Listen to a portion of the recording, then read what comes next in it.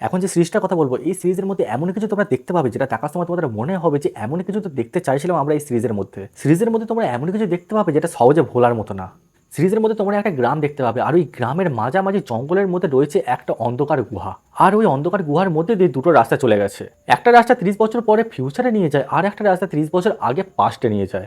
এটা শুনে তোমাদের যতটা না ভালো লাগছে, এটা ততটাই ভয়ানক। কারণ একটা বাচ্চা না বুঝে ওই অন্ধকার গুহার মধ্যে চলে যায় আর পৌঁছে যায় 30 বছর আগে পাস্টে, যখন তার বাবা মা একদম ছোট ছিল।